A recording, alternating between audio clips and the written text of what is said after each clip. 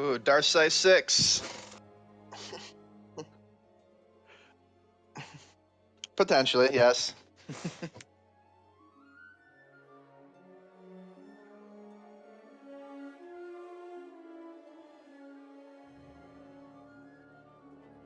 Right, yes, welcome everyone. We do hope that you're going to enjoy this tournament that the EAW Star Wars community is hosting right now via Discord.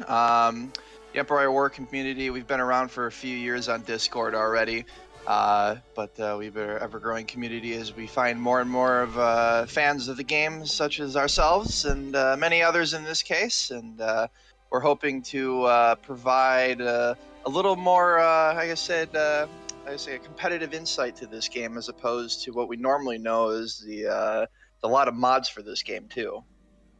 Yeah.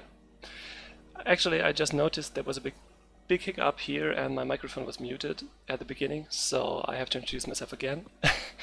Welcome to the Kickoff-Stream, everybody. My name is Laney. I'm here with Saif, and we are two of the organizers of this tournament.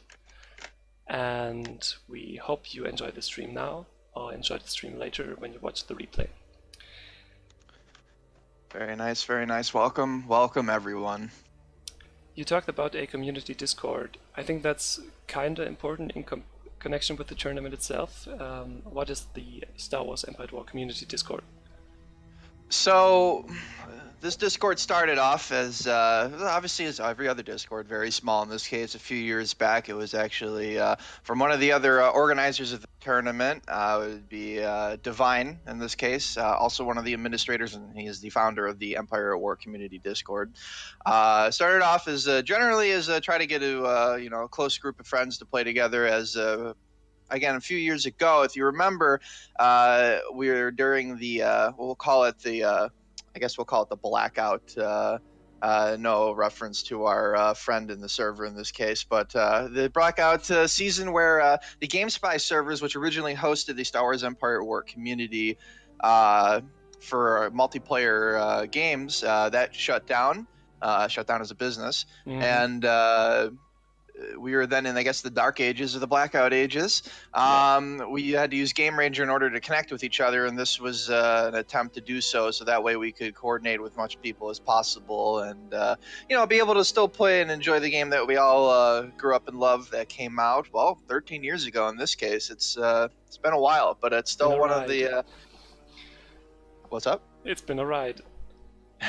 Yeah, we'll say it's been a ride. So 13 years is quite a while. Like I said, this game is near and dear to many of our hearts here.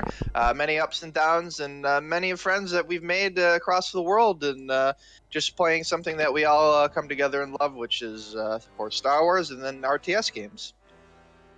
But in terms of the Empire War community, we've now grown to 900 members at this point, and we are trying to still utilize this as a major platform for many others to come in, and that way they can play with their friends, make new friends in this case, and find fellows who also enjoy Star Wars Empire at War as much as everybody else does in this server. Yeah, and now in the framework of the community server, also competitive play has seen a resurgence in the last years, because as you said before, there was a dark age of Empire at War, where back in the day there was a lot of competitive play, a lot of good clans and teams who duked it out on a weekly basis. And then the GameSpy service shut down and everything went dark, and most of the people scattered into all corners of the world. And now with the community Discord server and almost 1,000 members, a lot of those people have come together again and are eager to revive the competitive nature of the game. So this tournament is just a logical conclusion to that. A few of the old guys have decided to create this tournament and host it and make it so that also the new guys and new players can join in and enjoy the tournament and get their nose into competitive play. So I think now would be a good moment to introduce the tournament and how it's gonna be going before we in detail look at the format of the tournament a bit later. Absolutely. So, as we hosted here, it's the 2019 EaW Space Cup. It is a 1v1 format. As of right now, we have there's two formats. So we started off with a group format between 4 to 5 members in this group. It was organized in essence of time zone in this case, as we had people sign up via Google Docs form survey in this case to acquire information. And we wanted to set it up so that way we wouldn't have to worry too much about players not being able to play with each other right away, because we know how busy real life can be. I mean, as I said, it's been 13 years since I've been playing this game. I've grown up quite a bit since then. Lots of things to deal with in my life, and we wanted to take that part into account there for everyone else. And so we have it organized right now. It's mainly with American and European brackets, and through there. The group stage format works as a best of 5. You'll play everybody inside the group. And as the best records from all of the players inside the group, the best 2 will then advance into the playoff format round, in this case, which will be then draft round. Mm-hmm. Good. We will look into this in detail a little bit later so that the players get their heads up now that the tournament is starting, and all the viewers can get their noses into the details of how this is going to be going. Firstly, though, we have to talk about something else, and this is the game that we are playing here right now. Because I think most of the people who will or are watching this stream know the game. But the game can be very different when you play it competitively. Most of us play it for funsies, play it against a computer, maybe with friends, play a lot of mods. There are so many great mods for this game. And now in a tournament, in a competitive environment, something's changed, like in every game. There's strategies you have to think about, there's efficiency you have to think about, and let's just talk about this game in terms of its competitive nature. Like, give everyone an understanding of what to look out for when they view other players in the stream or when they themselves play in the tournament. Firstly, there's 2 factions in the game. Those are? We have the Empire and we have the Rebellion. And those 2 factions are pretty different in how they play, in how they feel, and in what are their strengths and weaknesses. Let's quickly talk over the factions and sum up what is the difference between those factions. All right. So first and foremost, we have the Empire. The Empire is, you start off with your 2 units you have in space, which is the TIE Fighter and the TIE Bomber. The TIE Fighter itself is actually, as well, it stays true to would be the nature of the Empire in this case. Which would be overwhelm and destroy. TIE fighters, you can spam them. You buy them very quickly. They build very quickly, and they're quite cheap at 300 a piece. Nextly, you have TIE bombers. They come 4 in a unit, and those are fairly good for taking out hard points, taking out whether it be at stations or in would be ships in this case. Also taking out at mines. However, normally for competitive gameplay, you don't really see the use of bombers too much. Due to the nature, because they're easily destroyed and they're quite expensive and quite time to build, or timely to build in this case. Yeah. Right. Sorry, I couldn't think of the word there. But yes, so they normally aren't utilized too much in competitive games. Typically the TIE fighters for Empire in this case, and because the nature of that is overwhelm and destroy, it's, as it sounds, you want to take map control. And you spam your TIE fighters all over the map to get as much map control as possible and try to establish the quick and early game advantage. Yeah, and the Rebels, on the other hand, can't just spam their units. They are very limited in how many units they can field, as the X-Wings are both way more expensive than the TIE fighters, as well as are slower to be built. So at some point during the beginning of the game, there will be a point where the Empire player has a lot more units on the map than the Rebel player.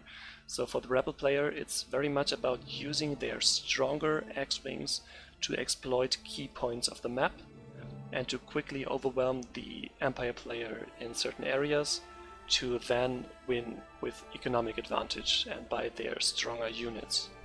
So we have a very distinctive playstyle on both sides, where the Empire goes by lots of units that are there to overwhelm the enemy and to give the ability to just be everywhere on the map in a timely manner. And on the Rebel side, on the other hand, you have the focus on micromanagement and on being at the right time at the right place with superior but lesser units. Good. Now, a lot of people will be watching the streams to watch the competitive play of other players, maybe players that have more experience to watch them, and there are a few things you should watch out for on a given map, and I think we should maybe talk about those, and for that I just gonna start up the game for you guys and hop into a single player skirmish battle. And we can just, let me be spectator, and put in some AI. And let's just talk about some of the points of interest on a map of Star Wars Empire at War. Now, with me being the spectator, I have no fog of war here, so I can see everything. And we can briefly talk about the basic map layout and on what to look out for when you watch a competitive play, to be able to gauge, like, is someone doing good, bad, or are they maybe doing the right thing or not? Saif, what are the points of interest here? Yeah, so one point of interest before we do go in to the map, and as we are looking over, we actually are overlooking it in this case. However, in order to spectator mode, this is actually from a particular mod that we're using to host in the tournament as well. It is the Tournament Edition mod, which can be found on the Steam Workshop, which you can then subscribe to, which will then download to your games. Should you have any, of course, difficulties with that, we do have, of course, our mod and tech support team in the EAW community server, to which will be best helpful for you to download the mod and be able to enjoy it. We did include the spectator mode for this. So, however, as we see here, one of the biggest things, as you see already the AI doing, is that they're going straight for the mines. So this is probably the number one and most important thing in all of competitive gameplay. Mines, mines, mines. Mines equals money, money equals more ships equals your victory in this case. Very basic formula. In this case, obviously, I would say there are some discrepancies in terms of that or whether or not that works, but it is most important to do. So as you see here, also as well, we have them building turrets. Maybe you can go into the importance of turrets and maybe specific places where they would be important, or maybe they wouldn't be important, because they're, as you notice, they're quite expensive to build. Yeah, on the map, at certain locations you can see building pads, like here in the middle of the map there are even 3 of them. And you have 2 options to build. You can build a laser turret, which is a medium range turret, which is very strong against fighter units and buildings like asteroid mines. Or you can build long range missile turrets, which are worse against enemy units, but on the upper side have a very, very long range, including a very long view range. So you can just cover a big part of the map with vision, which is actually kinda important to know what your enemy is doing. Additionally, as well, with the missile turret, they penetrate shields too, so that does give a slight strategic advantage in terms of damaging your opponent, especially if they have strong shields in this case. Yeah. However, it is specific, so it's not recommended for every single unit, but it would be tactic specific in this case. Yeah. Now that you're talking about shields, maybe we should talk about the nebula we see here in the middle of the map. Absolutely. So if you notice there, well, as we mentioned earlier, X-Wings have a superiority over TIE fighters in terms of one-on-one battle. However, if you notice here, when you get to the nebula in the middle, especially in Endor, it's quite big. It takes up the entire middle of the map, and along with those 3 turrets and that mine. This nebula, in this case, actually is an ion nebula, and this actually depletes the shields of the rebellions. Unless do we remove that in the mod? I actually don't remember. But in this case, it's one big note. Even if it's an ion nebula or if it's not an ion nebula, you lose your ability for your speed advantage, which the Rebel X-Wing unit actually has. It's a lock-ass foil, which would increase your speed significantly. of the X-Wings and allows them to reach places much faster than they normally would as if they were in unlocked S-foils mode in this case. So if you run into the nebula, you automatically lose that ability and your fighters become slow. So it's something that you have to keep in mind because with Empire having their again in this case spamming type functionality, they can take control of the map, and if you're trying to get somewhere, that could impede your progress very quickly and turn the tides of the battle just at a moment's notice if you're not paying attention to where you're flying your X-Wings. That's totally right. And then there's one last thing. There's asteroids, which will damage big ships when they fly through them. But it's not much of a deal in competitive 1v1 because it usually stays inside the first 2 technology levels of the game, which doesn't include a lot of big units. Right. Absolutely. With that being said, what's the thing you should look out for when a competitive match starts? How can you get a feel for when a player is doing good or is doing badly? Well, it's it really, again, it goes back to then it's map control and mines in this case. You know, if you get map control, that equals mines. If you have mines, you generally have map control for the most part. And I say for the most part is because if there's a glob of enemy fighters incoming to a defenseless mine, to see, for instance, the one that we're scoped in on at the moment in this case. Now, we only have one TIE fighter there, but imagine if there's 8 or 9 TIE fighters there. I wouldn't necessarily claim to say that you have map control at that point because I'm pretty sure that mine's going to get destroyed rather quickly. So in this case, the most important thing is to maintain map control, and you kind of want to maintain. So, again, imagine if there were a glob of enemy fighters right there. If you had this mine in the upper right-hand corner here as rebels, and they were about to destroy it, but you knew that you had your mine to the bottom of the map and maybe the mine to the bottom left of the map, or even the middle in this case, if you were to have that, maybe you're not too worried in this case because you know the amount of time that's going to take in order to destroy that mine, that you're going to still generate a lot more credits at that point because you have, you know, 1, 2, 3, usually 2 or 3 more mines in this case. So the more mines that you have over your opponent, then generally it automatically will put you at a disadvantage in this case. In this case, it Empire basically boils down to a game of economics, where if you can maintain a higher economic income rate than your opponent, you have a good chance to win the game. Make it easier to win the game. So just by looking at the map right now, the Rebel faction in green has 1, 2, 3, 4 mines built, while the Empire faction has 1 mine built. So right now it's pretty lopsided for the Rebel players. So if you just hop into a game and want to see how are they doing, take a look at the minimap in the bottom left corner, look at how many dots of their color do you see and how many credit symbols of their color do you see. And the important ones are the credit symbols. Absolutely, and your mini-map is your best friend because it'll tell you what's going on in the entire map.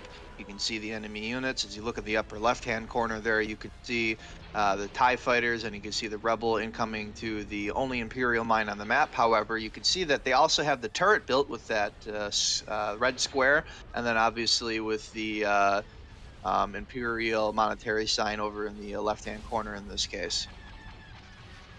The Galactic. That's right. We can go into detail of competitive play and mechanics more when we stream actual games, but for now I think that should suffice to get a basic feel for competitive play. Point 1, focus the mines. Point 2, get map control by getting vision and units. Okay, now with the game out of the way, so to speak, let's get back to the tournament and have a look at how this thing is gonna be played out. Gonna go out here and switch over to my stream, to the brackets, and let's have a look at this.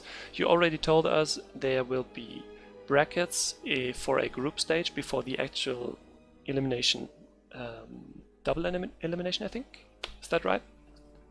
Yes, that is correct. Yeah. So one of the things that we wanted to do with this tournament too is that we didn't want to have everybody feel, oh, it's a one and done sort of feel. So we decided instead of going into the what would be later on the playoff format, we wanted to do a group stage, and we wanted to do that and put a few people inside the group and get them to basically kind of get your feet wet, and you kind of play around a little bit. So in case maybe if you did play against somebody, you're a little rusty, or maybe you're just kind of starting off, that you'd be like, hey, you know what? I still have other opportunities to go against and play other people, and I could, potentially then advance into the next round, because everybody has a bad day every now and then. It happens. It's real life. We're humans, and this really was the best way in order to do so. On top of that, too, it'll get you a lot of competitive exposure, being able to fight people on a 1v1 basis in this case, and it really is just tons of opportunities to enjoy the most out of this tournament, instead of, again, just being the one and done. Yeah, so it's a good move to have the group stage so that everyone can get in a few games, even if they are rather new to the game. And we want to encourage everyone that is willing to peek into competitive play for EAW to do so, because it's actually a very close-knit community where everyone will help you out and give you tips and play you. And you can watch the streams, of course, from the tournament to see more experienced players and see what they are doing and try to copy them. And get better and have more fun, because that's a nice thing about the EAW. It only gets more fun if you get better. Absolutely. So let's maybe just go over the groups for once. We have them region split, so we have a few groups from mainly America, and we have a few groups from Europe, so that it's easier for the participants to find times to play, because for the group stages we actually opted in for a way that the players themselves determine when the match will happen, and we as the streamers just try to stream as much as we can with our schedules. That way it's easy for everyone to do the group stages in the 2 weeks we have given them. And yeah, I mean, let's just maybe point out a few notable players, so that if you are just watching the tournament and not playing yourself, you can maybe look out for some people and root for them, or like just have more context when you watch a game between two rivals. Absolutely. You always gotta love the story behind the player. Just don't want otherwise we'd be sitting here watching other AI play against each other, and we could just do that in single player, so that's no fun. So true. So in Group A we have March Waden, which I think is a veteran of the game. Is that right? Yeah, so I'd say like a semi-veteran. He was in this case, I believe he started around maybe 2012, 2013 in this case. He kind of got late into the game, only a couple of years behind the games by server shutdowns, but definitely somebody who picked up the game quite quickly. Is very good at RTS games in general. He has extensive experience playing StarCraft 2 and Code 2 amongst other games in this case. He's definitely somebody to look out for in the Group A bracket. I do believe that he will. He's definitely got a strong background in this case for that group. Quite the colorful player too. If you ever have the, I would say, ability to speak with him in voice when you're playing competitive, he gets very, very competitive, definitely. So. Okay, so he's got a good shot. And then we have Jarox, I think, Bukhari and Stern, who are newer to the game, I think. I believe so. Stern is definitely newer to the game. He actually is we were able to get him. He was actually a Star Wars Battlefront 2 player, the old school Star Wars Battlefront 2. So he used to play on PlayStation and had friends with some of our friends in the server. So eventually, of course, we kind of indoctrinated him and be like, come join the affinity of Star Wars Empire at War. So that's a good one. Yeah, so it'll absolutely be interesting how these three duke it out, with them being more of a black box to both of us. So we will be following that. Group B, we have Blackout. You mentioned this name before, I think. Did, yeah. So Blackout was one of the former administrators of the actual Empire War community, and he's actually a big shout out to him in this case. He's helped maintain and grow the community into what it is today. He's also a semi-old school player. Started around, I think it was 2008, 2009-ish, somewhere around in that vicinity. So he's semi-old school. Regards to him, he's a very intellectual player in this case. He's very precise with his movements and things that he does. So Very he's someone to calculated. look out for, you'd say? I would definitely say he's someone to look out for. Maybe So also to look out for, to watch his games and see what he's doing and try to get better. Absolutely. So we also have Where is the Any Key? There's also an old school player. His other name was Cosmic Butt Scrub, which was part of the Cosmic Butt clan, which was actually one of the very, very, very old school clans in EAW. He has extensive game time with Empire Wars, amongst with other RTS games. He definitely is somebody else to take a look out for. He's been around the block for a while. Has been a little inactive as of lately, so he's quite rusty too. So we'll see what happens there. Okay, it's gonna pick the orange color then. And then there's Vance, who, I quote him, "I'm from the US and I'd say I'm fairly good at this game." Oh, very nice. Quite confidence coming in. I like that. So Yep. we'll be able to see. He's going to be able to duke it out against, of course, everyone else in the group. And then we have final group, as one of our chat monitors says, he's one of the up-and-comers to be careful for. So it sounds like he's picking up the game quite quickly and looking forward to getting his feet wet in the tournament here. So. Right. Good. Group C, we have one of our chat monitors. Yes, we have Carson. He's one of the chat monitors in the group. He's actually already played against Will. He's won all 3 games against him, again as a best of 5, as a reminder in this case. So he won the 3 games and therefore won that. In this case, also explain a little bit more in details with the win-loss tie ratio. Yeah, please do that.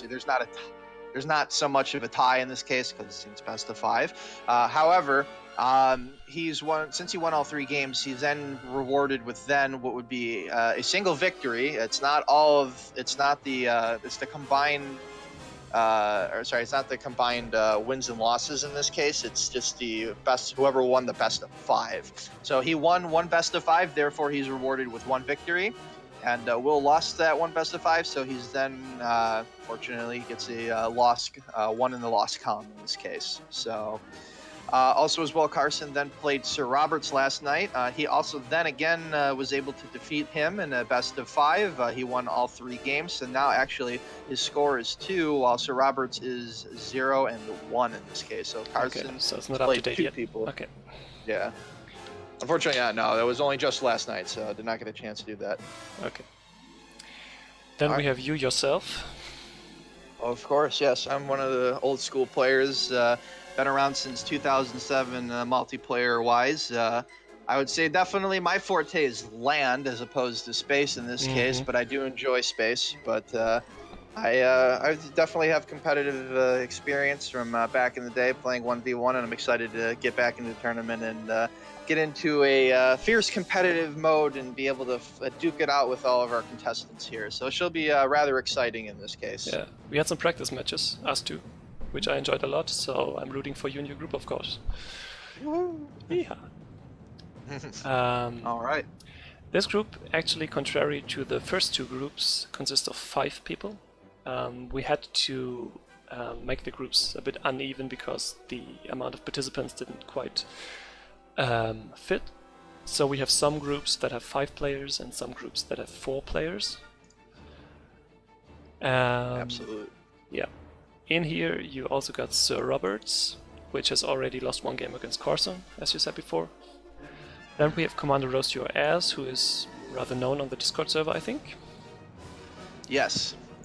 Obviously, is a little bit tapered down name compared to what he normally goes by, but yes, he's been an active member of this Discord for, I want to say, It's been at least minimum 6 months in the case. I apologize if I don't know that right off the top of my head, but it's been minimum, I know, 6 months. He's a very active member. He participates a lot in the discussion and generally gets online and plays with a lot of people as well. So Yeah. fairly well known, and excited now that he's able to get his little solo one-on-one action here. We'll be able to see a little bit more in depth what he's capable of. Yeah. Same thing with Will, who is also very active on the Discord, but is rather new. But he is very vocal about everything and is a nice guy to hang out with and play some games with. And I think he's on a steep learning curve as well. From what I've played with him a couple of weeks ago to what I've played with him just now is a big improvement, yeah. So he's on the up.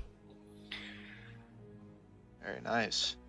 Group D, we have the smartest player in the tournament, Superman. Yes, we do. We have Superman 1996. In this case, he's been around Forces player, FOC in this case for short.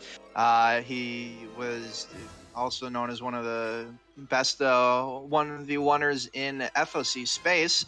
However, EAW and FOC very differently in this case, and he's definitely going to be in for a challenge coming into this tournament, but I know he's looking forward to it, and he's definitely looking forward to getting his way up to the top and proving his dominance in EAW as well. Yeah. Gotta prove your point, right? Yeah, absolutely. Yep, you speak. Oh, sorry. So then moving on, we also have in this case, also known as Ormy. Ormy is a very active member of this community, probably one of the most level-headed people in the entire server. Ormy has extensive experience, definitely an old-school player as well. Is a very great experience in terms of space and EAW. He's typically more of a team player in this case, great partner to have. Ormy 6K, and we have him going into 1v1, so it's a little bit outside of his normal comfort zone, but like in this case, I know his vast experience will play well for him in this case, and he should do very well in this tournament. Nice. And then we have Cowstrap11, Professor Who, and Dawn's Elite, who all, I think, are rather new to the community Discord, and for me are black boxes. Do you know anything about them? Unfortunately, I do not, but I love seeing new players try to go ahead and they're going to jump right in, and they're going to be like, hey, you know what? There's no better thing to do, and you're going to miss 100% of the shots you don't take, so why not join it, and let's go. Let's get it started. Yeah, you should try to get some interviews with them if you stream a game of them. Absolutely, definitely will. If we can get some 1v1s with them, we'll definitely get in a little bit more in-depth questions, so that way everyone will get to know them. So yeah, nice. Groupie, we have another name we've heard before. Yes, we have Divine. So Divine, again, the founder of the EAW server. He's an old school player as well. His experience is very, I'd say, top notch in this case. He was probably historically one of the best, I'd say, 1v1ers in the game in this case. He's a very good RTS player. He's played StarCraft 2 extensively. He's very good at that game as well. Also many other ones. Quite the personality in this case. He is definitely, I would say, the embodiment of competitive gameplay in this case. Anytime you can bring in competitive competition, just it gets him going. He gets excited and he wants to go right in and get right at it. He's not afraid to show up and hey, that's when you become that good, or that's how you become that good. Really, is you just got to keep being eager, going at it, take your dukes, and the next thing you know, like you said, that learning curve comes into play, and the next thing you know, boom, you're at the top. That's what happens. Hard work and determination. Yes. Next up, we have Kitsune, who is also an old school player. Actually, he introduced himself, but I kind of forgot it. Do you remember? No, unfortunately not. Pretends we do. EAW is also known for people changing their names quite frequently, so it does make it generally difficult to connect the dots, especially getting older. My memory is not as fresh as it used to be when I was a young teenager. So, but that's okay. We do try our best. Okay. Shipes and Cats is one of the more colorful members of the community. You can always find him in the memes channel. Yes, Shibes is everywhere in the EAW Discord, probably one of the most active members in the entire community. Shibes is a interesting character in this case. It's ironic for us because we used to play the game around his age, and he's one of the younger players, and now we're one of the older players. So the roles have been reversed, and now to be able to see that is, I don't know, it's different. It's interesting, but he's definitely looking to get in, and he knows he wants to duke it out, and he wants to prove his dominance in the competitive field, and we of course encourage him to do so. Yeah. Next up is Galog, maybe? I don't know. Not a native here. He's actually an army reserve captain, so we have to look out for his prowess here. And, which is maybe more interesting for us, he's a mod at the Star Wars Empire at War Reddit. So we have some cross mating here with the community Discord and the Empire at War Reddit, and their mod is playing in our tournament, which is very nice to have. It's awesome. We always love, there's many communities in Empire at War, and we love to do nothing but connect all of them together, so that way he has the most amount of people and like-minded people around them in this case. Yeah. With Group F, we actually switch the continents and go over to Europe. And we are starting off with Swampen, who is a Swedish guy. Pretty new to the game, actually. He's played it since about 1 year, but he seems like a nice guy and is eager to learn and prove his mettle in the tournament. Absolutely. And next up we have up on there as well, we have Mock HD. Is also a newer player as well. I know that he's shown quite active interest in the tournament discussion, and he's definitely very eager to get in and start his games as well, that's for sure. Mm-hmm. Zerns, on the other hand, is someone who is more experienced with the game, I think. Yes, so Zern's also known as an old school player known as Vernie Tiger. If anybody's familiar with that name, he used to be in the clan UT and also the clan THX. Vernie and I have had extensive experience playing games together. He's an absolutely incredible partner to have in any sort of team game to have. You want him on your team. He's just nice. You work in sync with him. He has your back, and it's just when you're in a push in the corner, boom, the man comes through. So it's gonna be, and he's very good at 1v1s as well. So he's got the top space player tag at the Discord, so that doesn't come from nothing. It certainly doesn't. Certainly doesn't. Good. And last up in Group F, we have Samuel C, who is a player I don't know very well. Do you know anything about him? I unfortunately do not. One of the newer players in this case, and of course if I'm wrong, but yes, obviously willing to get into the tournament, go at it just like everyone else, and we're excited to see what he's able to do. Yeah, absolutely. Moving on to Group G, we have Captain Paddy, who's one of the newer players. Anything to say about him? Unfortunately, I don't know too much about him other than I know he is semi-active in the Discord in this case. Yep. He's, again, like I said, he's one of those other new players that are getting in and, is going to make a name for himself and see what he's capable of. Yeah, absolutely. Then next up you have me, Laney. I'm one of the old school players. I think I started playing in 2007. Online, that is. I had the game already before, of course, and one day I was approached by some guys from a clan named Assassins, and they said, hey, you're pretty good, let's play with us, and from there it all skyrocketed. And I ended up in XA, which was for some time probably the best players in Europe, and it was always a good fight with the Americans, so I'm looking forward to reviving that in this tournament. Yes, XA was one of the most well-known and feared clans. Case it was a definite combination of it was the powerhouse of Europe for sure. Yep. Had some of the best 1v1ers in space, had some of the best just space players in general, and even so, when they even went to LAN, they were great team players in LAN too. It was I remember even in my clan that again being one of the best LAN clans in the game, of course, and I've had some challenges with them too. It was quite an exciting history with them. So. Yep. Next up you have Sky Guy, who is actually my little brother. which is kind of funny because we ended up in the same group, which is randomized, so it's just by chance. So quite the chance there. So insert the scene from episode 3 here. You were my brother. Yeah.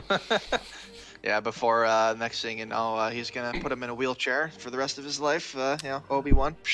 You gotta do what you gotta do. Hey, he's competitive. That's it. Whatever it takes. Yeah, he has started the game later than I have. I mean, we are 4 years apart, so that's just an age thing. But he was pretty active during the later stages of the GameSpy phase of the game. So he has some experience. He's probably a bit rusty right now, but he can definitely get far if he gets his shit together.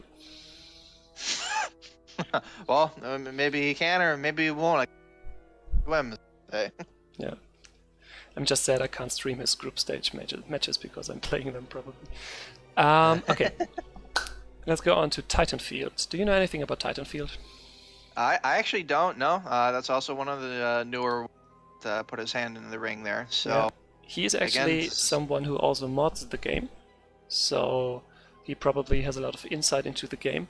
Like, I know for sure that everyone who mods the game knows things like build time of units.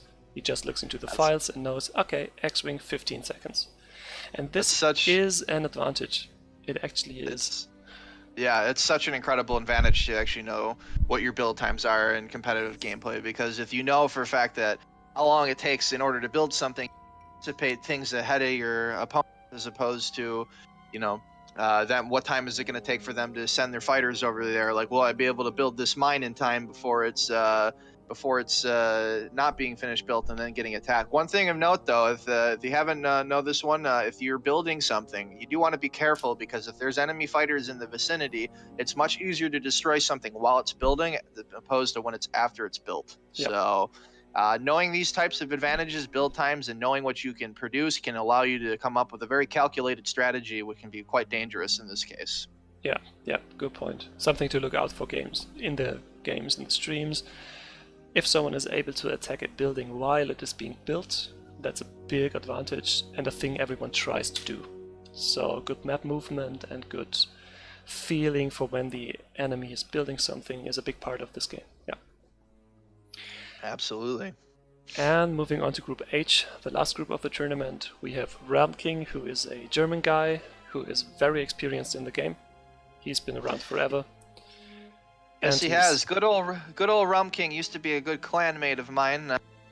Yes, he's extensive experience in terms of space. Very game. I know for a fact that he is most interested. He wants to.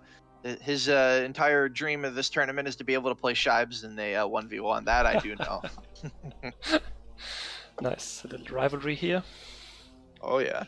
Yeah, and he's definitely one that can go far in this tournament. But so is Moonshield, I think.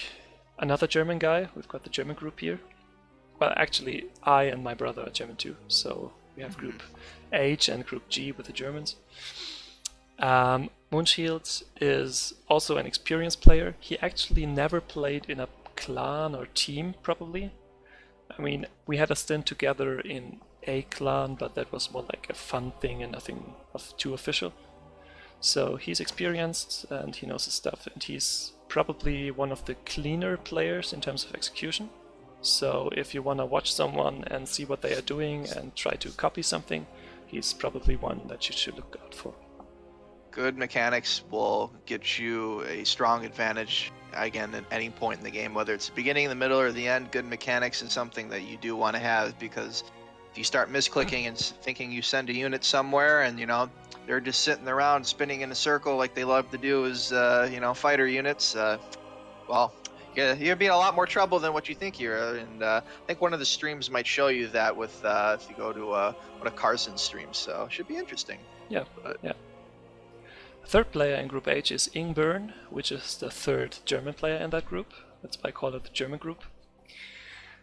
He's rather new to the game and the Discord, but I've played some games with him and he's all the potential. He's doing all the right things. They are just slow yet, and maybe he's not making the right decision every time, but he has all the seeds that you can see in a player that can become very good. So And that yeah, comes from experience. So the more that he plays, the better off you'll get. So yeah.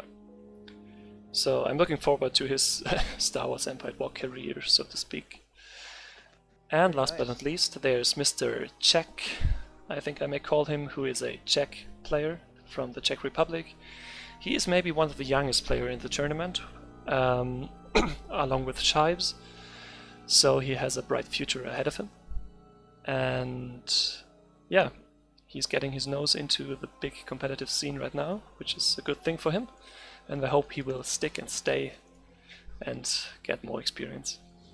Very nice. Get them while they're young. Bring them in. Teach them the ropes. Show them around. That's right. So, with the brackets being done, let's talk about the tournament again. And about how can the tournament be followed when you are not playing it yourself. So we do have the official EAW FOC stream for the Empire at War Community Discord.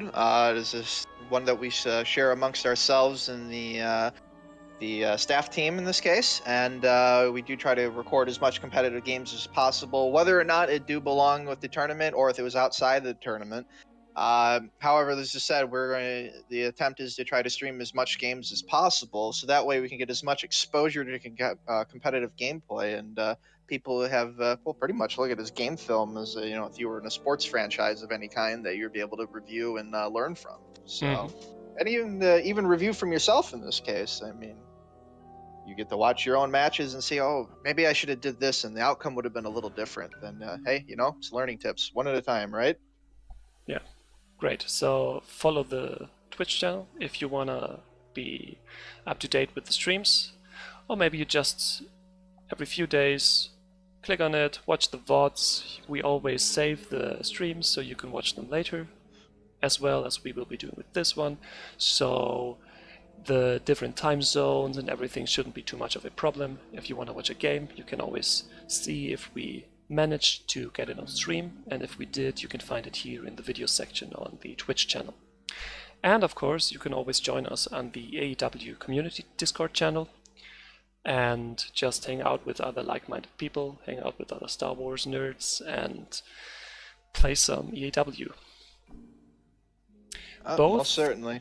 Yeah, I mean, you already found the stream if you are watching this, so in the stream information... Give us a follow, though. Make sure to give us a follow. So.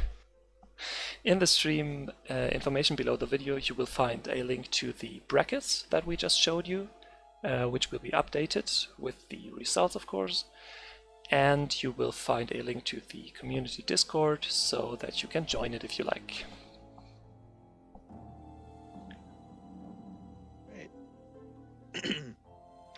And with that being said, I think we should wrap it up. Or is there anything important we have missed? What do you think? I think we covered most of it in this case, at least for now. I know there's a in the future. That's once we will have another stream moving into the playoff portion of the tournament. Once the group stage concludes 2 weeks from now. Like I said, the best way to again find your opponents would be in the EAW community Discord stream. We do have the entire tournament section dedicated to the 2019 EaW Space Cup. We do have a meeting room and a discussion room, and then we also have the results room. So meeting room is designed for the players who are already in the tournament. Kind of think of it as your behind the scenes thing, allow them to organize games. And then we have the results, which are then posted in this case for the players, and that way we can keep track and update the brackets for everyone else to view. So yeah, I mean, that's for the players, and for everyone else watching, just join the Discord, follow the stream, or look at the videos that we post, and you'll be up to date and see some great games in competitive EAW, which is something we haven't seen in a long time, and we hope to revive again.